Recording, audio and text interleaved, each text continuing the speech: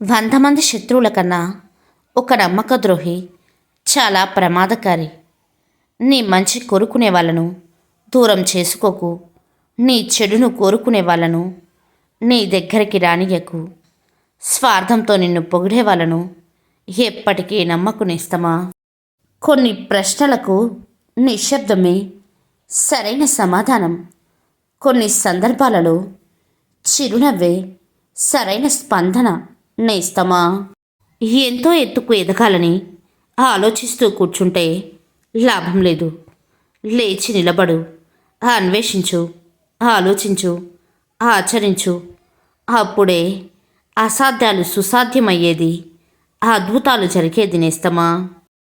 జ్ఞాని 2 సందర్భాలలో మౌనంగా ఉంటాడు.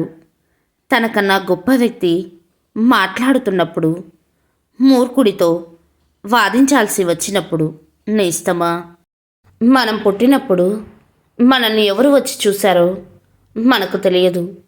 మనం మరణించాక మనల్ని ఎవరు చూడడానికి వస్తారో కూడా మనకు తెలియదు. కాబట్టి మనం బ్రతికి ఉన్నప్పుడు మనతో ఉన్న వాళ్ళను మనసారా ప్రేమించండి, ఆప్యాయతలను పంచండి. నేస్తమా? సాధించలేని వారు నా జీవితం ఇంతే అంటారు. గెలవాలని తపన ఉన్నవారు నా జీవితం ఇంకా ఉంది అంటారు. నేస్తమా? మనసు నీతో ఎప్పుడు ఇలా చెప్పాలి అనుకుంటుంది. నీలో చాలా సుగుణాలు ఉన్నాయి, వాటి గురించి ఎందుకు ఆలోచించడం లేదు అని. ఎప్పుడు గతం గురించి, రేపటి గురించి ఆలోచించి చింతిస్తూ ఉంటావు ఎందుకని? విజయం సులభంగా లభించదు, మనమే బలంగా ప్రయత్నించాలి. గెలుపు సంతోషానికి కారణం కాకూడదు, సంతోషమే గెలుపుకు కారణమవ్వాలి. లక్ష్యం ఏదైనా ప్రయత్నమే నీ అస్త్రం మిత్రమా. మనం సంతోషంగా ఉండాలంటే మన వద్ద లేని దాని గురించి కాకుండా మనకు ఉన్నదానిపై ఎక్కువ దృష్టి పెట్టాలి. కూటి కోసం కోటి విద్యలు. మనం బ్రతకడానికి డబ్బు అవసరమే కానీ డబ్బు సంపాదించడానికి బ్రతుకు కాదు.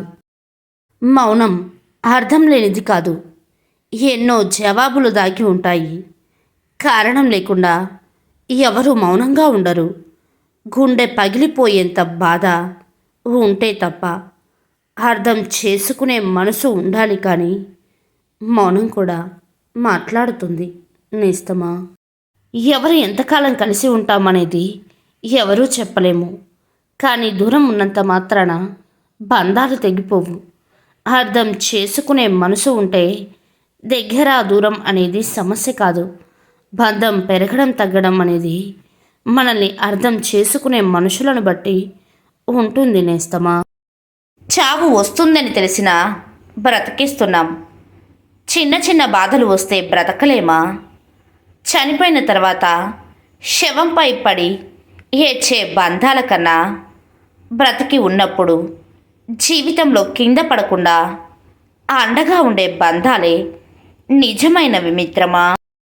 బంధాలు అనేవి జీవితంలో బలంగా ఉండాలి కానీ బలవంతంగా ఉండకూడదు. అందుకే ఎవరి మనసులో ఏముందో తెలుసుకొని ముందుకు సాగాలి. అప్పుడే బంధం బలపడుతుంది. మనుషుల్ని నమ్మాలంటే చాలా భయంగా ఉంది. మోసం చేస్తారని కాదు, క్షణానికి ఒకలా మారిపోతారేమో అని.